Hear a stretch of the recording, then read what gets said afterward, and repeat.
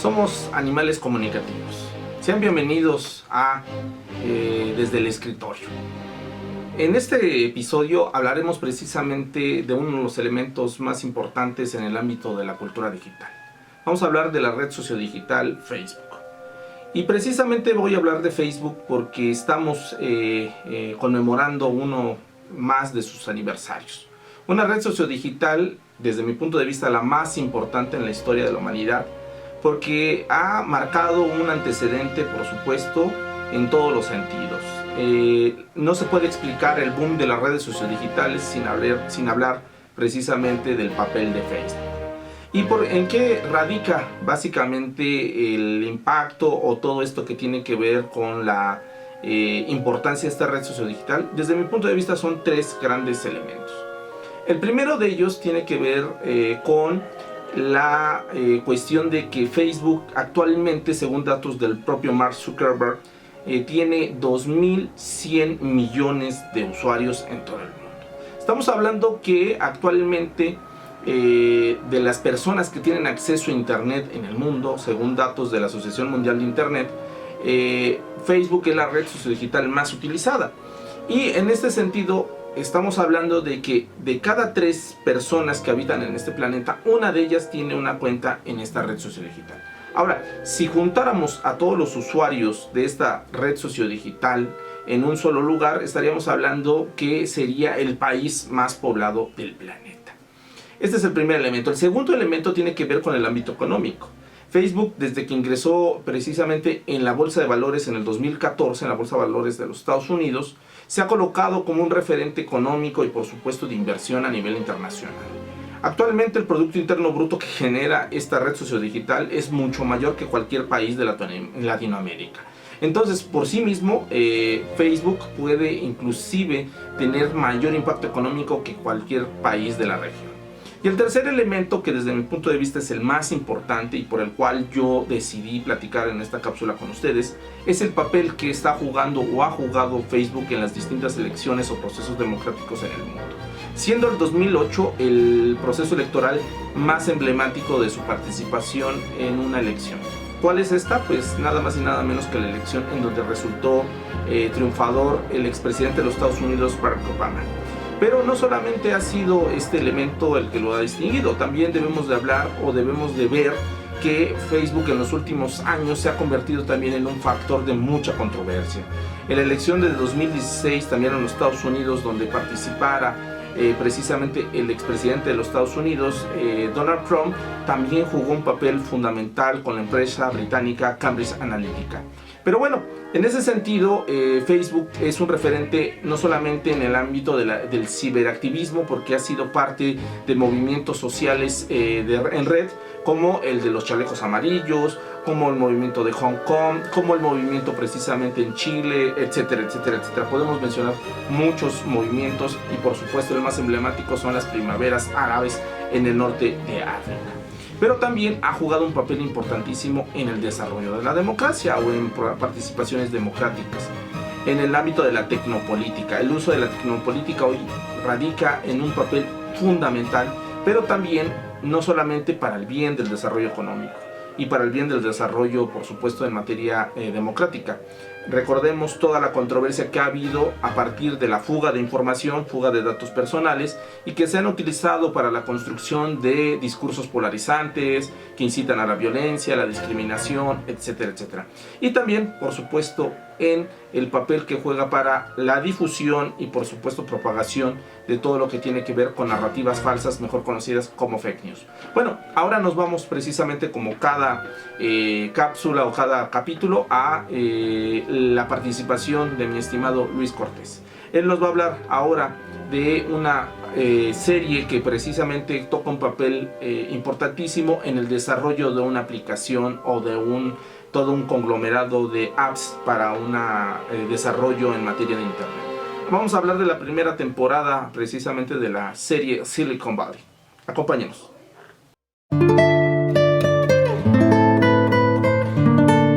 Hola, soy Luis Cortés y esto es Desde el Sofá. La semana pasada hablamos sobre Borgen, una serie de drama político en Dinamarca, retratada de una forma muy peculiar y entretenida. Si desean conocer más sobre esta serie, les recomiendo que revisen el capítulo anterior.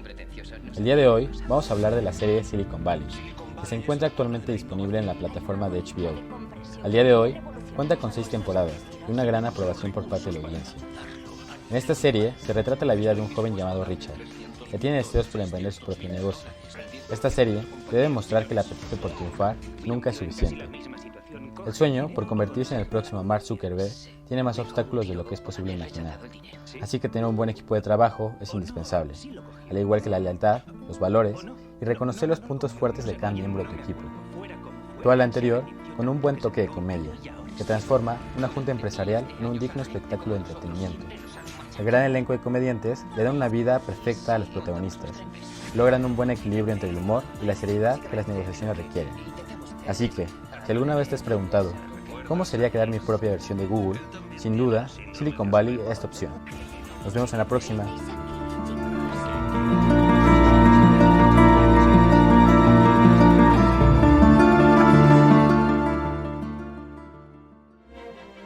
Bueno, como siempre, muchas gracias a Luis Cortés por su participación con esta serie Silicon Valley. Bueno, ahora vamos a hablar del papel de la tecnopolítica. En como lo decía previamente, en este episodio vamos a hablar del papel de Facebook desde el punto de vista de su uso en las diferentes elecciones. Va a haber 3 casos que quisiera yo abordar. El primero de ellos que tiene que ver con el papel de Facebook en la elección 2016 de Donald Trump. Recordemos que la empresa británica Cambridge Analytica jugó un papel importantísimo a partir de la investigación que hiciera el periódico The Guardian al momento de que empezó a indagar precisamente de cuál fue el papel que jugará esta empresa británica. Es una empresa que se especializó en su momento en la minería de datos o todo lo que tiene que ver precisamente con el uso del Big Data. Lo que hacía esta empresa es que sustraía miles o millones de datos de usuarios de internet, principalmente de Facebook, porque Facebook era la red social que más utilizaban, por supuesto, en los Estados Unidos, y porque Facebook era la red social más vulnerable en cuanto a la extracción de datos personales. Entonces, Cambridge Analytica utilizó precisamente a partir de un plugin o un desarrollador la sustracción de estos datos. ¿A qué me refiero? A que muchos de nosotros nos hemos enfrentado a lo largo, porque todavía se siga usando este robo de datos o sustracción de datos.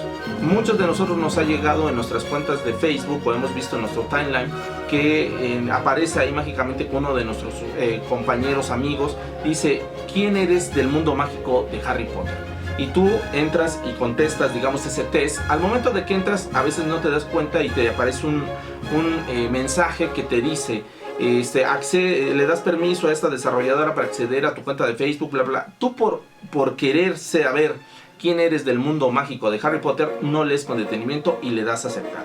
En ese momento, esa empresa que desarrolló ese plugin ya está sustrayendo tus datos personales. Entonces, esa es una forma. Así como este caso hay muchísimo. ¿Quién eres del mundo del Señor de los Anillos? Por supuesto, hacen de las series del momento o de series del pasado, películas del momento, etcétera, etcétera. Estos desarrolladores los inauguró precisamente Cambridge Analytica y ahí fue como sustrayó 50,000 de 50,000 usuarios, más de 50 millones de datos personales. Esto le permitió precisamente hacer una campaña de doble tipo. Una, para que Donald Trump fijara precisamente un discurso en contra de algo o en contra de ciertos miedos, fobias e inseguridades que tenía el público norteamericano. Recordemos el discurso de Donald Trump, que se centró en contra de los migrantes, que iba a construir un muro, etcétera, etcétera, y que lo iba a pagar, por supuesto, México. Esa fue una parte de la campaña y del uso que le dieron estos datos. Y otra parte fue para construir cientos de fake news, precisamente en todo el ámbito de desprestigiar a su adversaria, en ese caso Hillary Clinton. Fue una forma que utilizaron.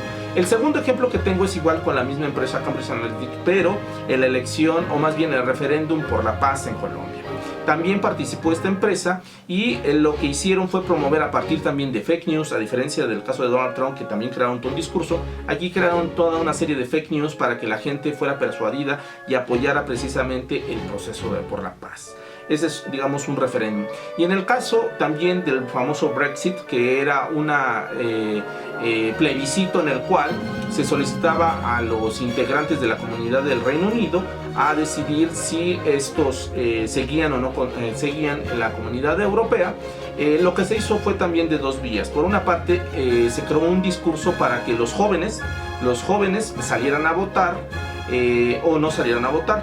Y por supuesto, esto llevó también a que los adultos que votaran para salirse precisamente de la comunidad europea. Esto se logró a partir de la creación de muchísimos fake news que buscaron estas dos opciones que les digo. Por una parte participación y por otra parte no participación. Bueno, ahora nos vamos precisamente con Jimena Bravo para hablar precisamente de la política nacional.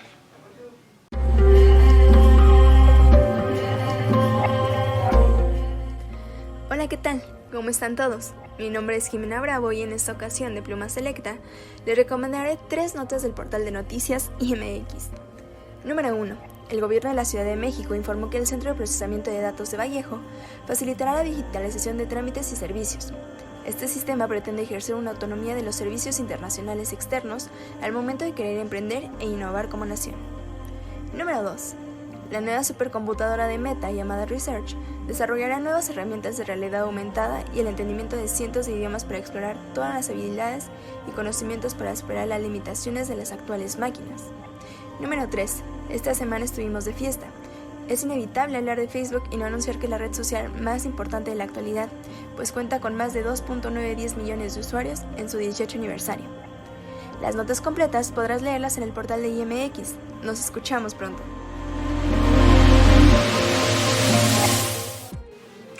Bueno, agradezco muchísimo, como siempre, a Jimena Bravo por su participación en este espacio.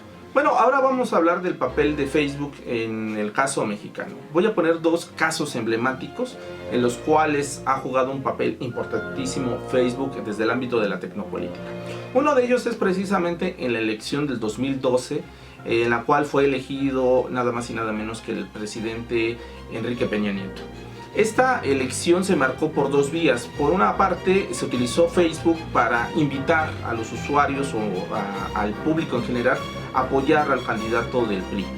Pero por otra parte tuvimos algo muy importante y ahí es donde quiero centrar mi intervención. La primera de ellas es que Facebook jugó un papel importantísimo con un movimiento de ciberactivismo nacional. Recordemos el movimiento del hashtag Yo Soy 132. Justamente estalla en YouTube este movimiento y después brinca a lo que es Twitter, pero recordemos el papel que jugó precisamente Facebook porque era la red sociodigital más utilizada en México y con más número de personas. Esta red sociodigital apoyó muchísimo en cuanto a la propagación del discurso, en cuanto a la ampliación del tema, la discusión y por supuesto hacer mediático y político el tema. En ese sentido, este ejemplo es muy emblemático dentro del desarrollo de una campaña política. Por una parte tuvimos el caso de que Peña Nieto entabló diálogo a partir de la construcción de muchos mensajes por cada uno de los estados que recorría. Recordemos que empezó recorriendo todos los estados y estos mensajes se pautaron, se difundieron precisamente en esta red social. Ese es el primer caso. El segundo caso, y es muy emblemático y donde debemos de tener mucha atención, fue en el uso precisamente de Facebook en la desarticulación de un movimiento que se originó en los primeros días del año 2017. Que tenía que ver precisamente con las quejas y las protestas que se dieron a partir del aumento de los combustibles en nuestro país, el famoso gasolinazo. Facebook jugó un papel importantísimo porque por ahí se compartieron y difundieron miles y cientos de mensajes que incitaban al miedo por una parte para que la gente no saliera precisamente a votar, con el discurso o con la idea de que había grupos de personas anarquistas que estaban incitando a la violencia, que estaban agrediendo a los transeúntes, al público en general, y en ese sentido jugó un papel desarticulador. Por otra parte también jugó un papel desarticulador con cientos de fake news en los cuales se decía que estaban ocurriendo, o que más bien la reforma energética nos iba a beneficiar por una parte, pero también por otra parte estaban cuestionando la legitimidad, digamos, de este movimiento de protesta, argumentando que en otras partes del mundo también se habían dado reformas de este tipo y en las cuales se había beneficiado a la población, y justamente los beneficios del aumento también de la tarifa de los combustibles, que iba a haber mayor difusión de ingresos, etcétera, etcétera. Esta estrategia estuvo muy bien articulada, que derivó en lo que ya sabemos, que todas las protestas que se generaron a partir del famoso gasolinazo se desarticularon. Bueno, en ese sentido es la parte que queríamos abordar en esta participación del ámbito nacional.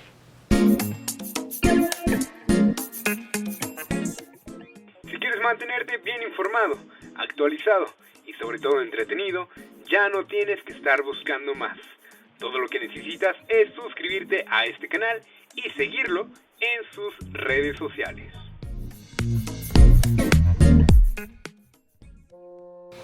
Bueno, en este capítulo, como vimos, hablamos del papel que ha jugado Facebook en los ámbitos de movimientos de ciberactivismo alrededor del mundo. Por supuesto, también el papel que ha jugado Facebook en los procesos de corte tecnopolítico.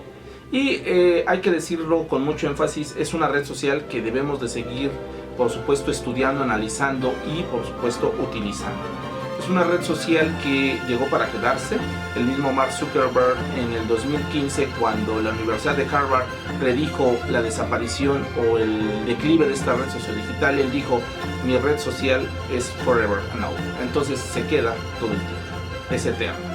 En ese sentido, debemos de poner mucho énfasis en esta red social digital, la cual pues es la red social más utilizada en el mundo. Bueno, como vimos también el caso de Luis Cortés, nos hablaba de una serie muy importante que es Silicon Valley, donde vimos a grandes rasgos el papel que juega el desarrollo de una aplicación. Rompe todos los mitos que existen alrededor de un desarrollo de una app, en el sentido de que se necesitan tres cosas para poder triunfar en el ámbito del desarrollo tecnológico. Una, dinero. Dos, por supuesto, todo lo que tiene que ver con relaciones públicas. Y tres, tener, por supuesto, alguien que apadrine este proyecto. En ese sentido, esto fue Desde el Escritorio. Los invito a que nos sigan en las redes sociales, a que envíen sus comentarios y nos vemos en la siguiente entrega. Recuerden, somos animales comunicativos.